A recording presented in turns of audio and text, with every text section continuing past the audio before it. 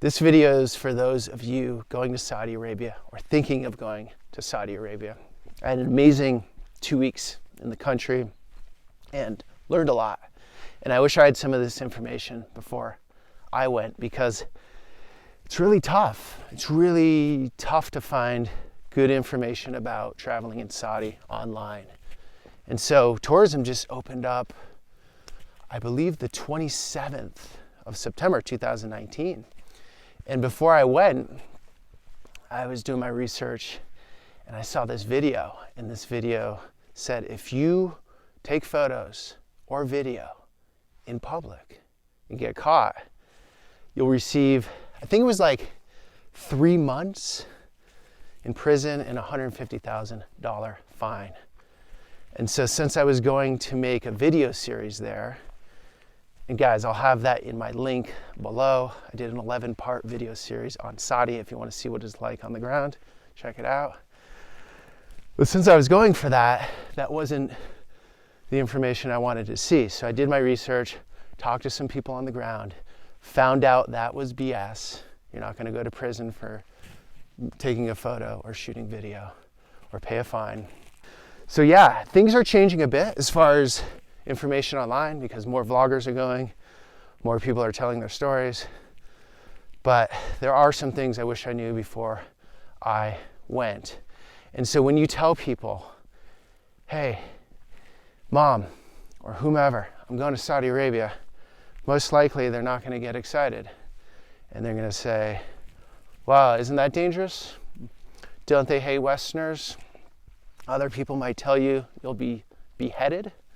They're all terrorists, blah, blah, blah. And so unfortunately, this is what the media does to us all. It creates our worldviews, and there are other narratives. And so that's what my series shows, is the other narrative of Saudi Arabia. So you'll get all sorts of advice from people that don't know anything about the country telling you not to go. And it's almost as silly as getting advice from, say, a waitress about brain surgery, and because that's not her profession. And so if you want the best advice on brain surgery, you would talk to someone that's experienced and that does it for a profession, that lives in that world. And so I'm not saying I'm the brain surgeon of Saudi Arabia, but I have experience. So talk to those that have experience, do your research on your own, check out different videos, and come up with your own conclusions. And I can only speak from my experience there, which was overall excellent. I had 2 weeks there. It was a big eye-opener. I learned a ton. Wow, it was one of the coolest trips I've ever taken. So here's some practical advice for you. I'll just deal with the basics here first. Visa's super easy, online. Took me like 10 minutes. I think I got the visa that day in my email. You print it off. And when you check through immigrations, easy breeze, no problems there. Out of the airport, Uber. Took a Uber into my hotel in Riyadh. Now, hotels, look, the country is not set up for tourism. It hasn't had many tourists. So there are many business travels. There are many expats or foreigners living there. But as far as being a traveler, well, there are a lot of travelers from Mecca and Medina and the religious sites. But say being a Western traveler who is not allowed to go until just recently, well, hotels, $50 will get you something pretty good. Not great, $50, $60. On the budget front, you can do couch surfing. They do couch surfing. That's free. So if you want to go super cheap, that's the way to go. But as far as like backpacker hostels, I think that infrastructure will develop. There's not so much of it now. And then you can get all the real expensive hotels if you want. The infrastructure is good in the country.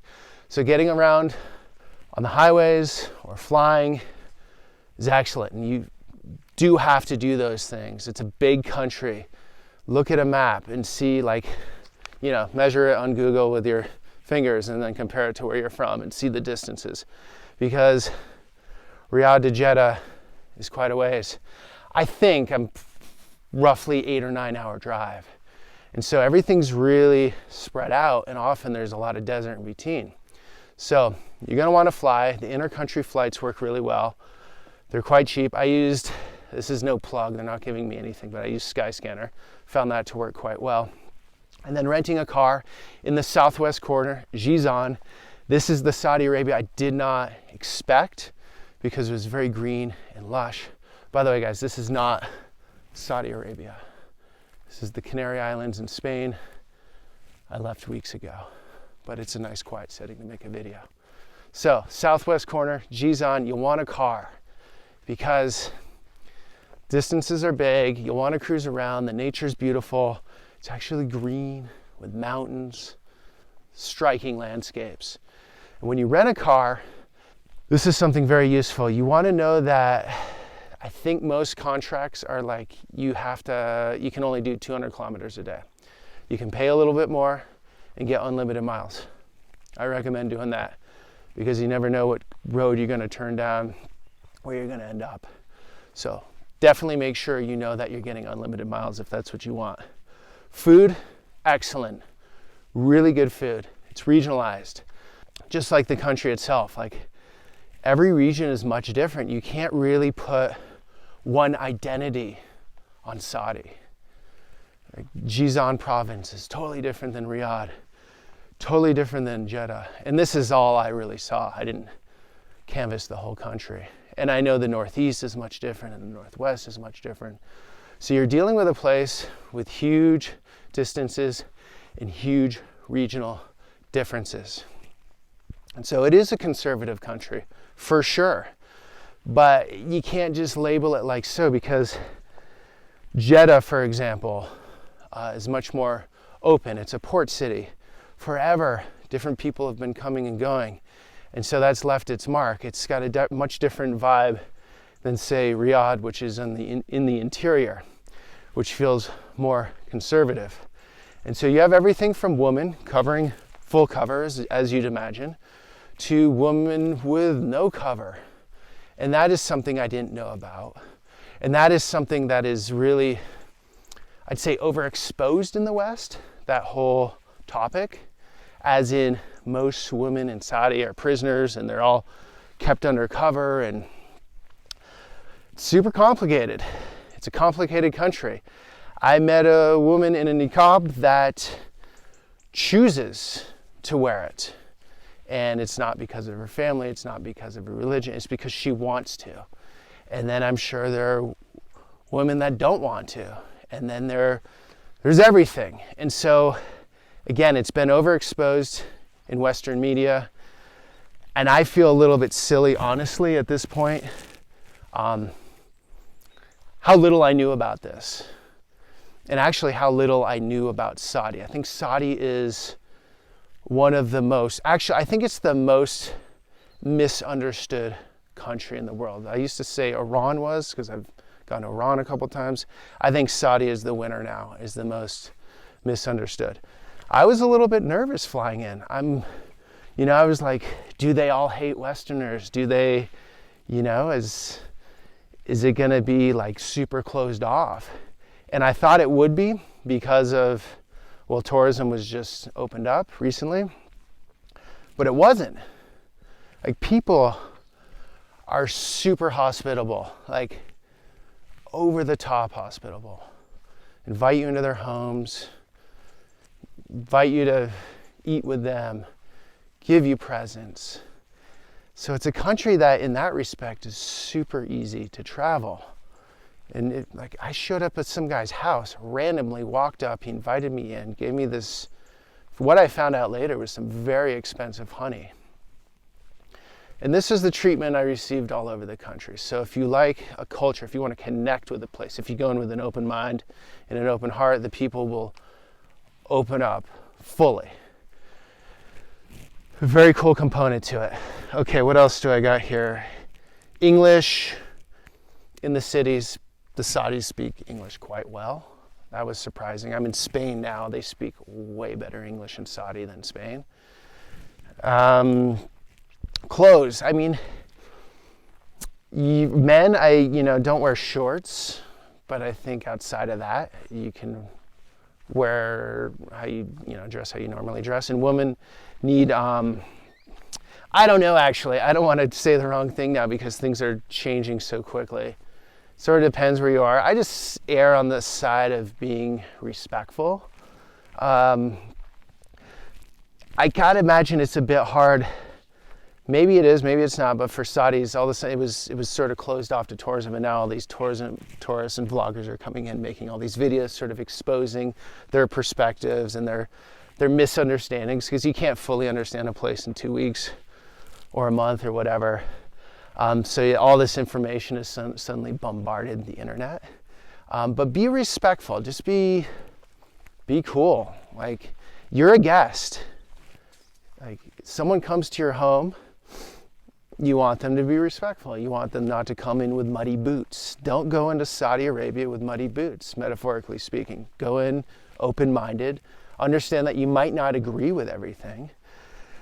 People get really hooked in on the politics, and look, most young people like MBS. And why wouldn't they? He makes their lives way better. Like, he's opened up a lot. Things have changed so quickly. And so it's basic human nature to like the person that helps you out, makes your life better. And you can be for MBS or against MBS, but don't let that be your driving mission of understanding the country. So yeah, just be respectful. You don't have to agree with people politically to enjoy them, to like them. And who's right and wrong here anyways? I don't know. I mean, I think we're in a ridiculous place in the world if, I don't like someone that likes Trump, or I do like someone that likes Trump because of that reason alone. I think it's silly. That's their opinion. They have their reasons. And again, you have a country that is changing rapidly and drastically. And some people are going to like those changes, especially the youth. And some people are not going to like those changes. A lot of the more older and conservative people. And that's normal everywhere. That's human. Like, you're stuck in your ways. You don't want to change. And change is the unknown, and it's scary. And so this is the flux Saudi Arabia is in at the moment. It's a very interesting time to see it. And so you'll learn a lot from the country. I learned a lot. What they really offer, I would say that the world can learn from, a lot of the world can learn from, let's say, is just this unbridled hospitality, just this like genuine openness. I also like that it's a culture that does not revolve around alcohol. Like, for social time, alcohol is not the center point. Yeah, that exists. People will say it doesn't, and that's what they want it to be. But behind closed doors, sort of everything goes, from what I've heard, and a little bit from what I've seen. So that exists, but it's not, again, in public, in society. You don't see it, and it's quite nice, I would say. It's quite refreshing. And they're just really connected. I think it's something to learn from the Arab world in general, but I'd say Saudi Arabia is very good at that. It's a very connected culture. People are very close to their families. They have strong friend networks. That's what I admire the most about the culture. One thing you might be surprised with in the beginning, especially, is you won't see anyone on the streets in the day. And if you go in a warm or a hot month, which are most of them, it'll be like, where are the people? And so it's a nighttime place. It took me a little bit to figure this out. I was like, where are the people? They come out at night. Late in the afternoon, the heat kicks down a little. People are hanging out. They sleep in late, it seems like. Let's say the average person.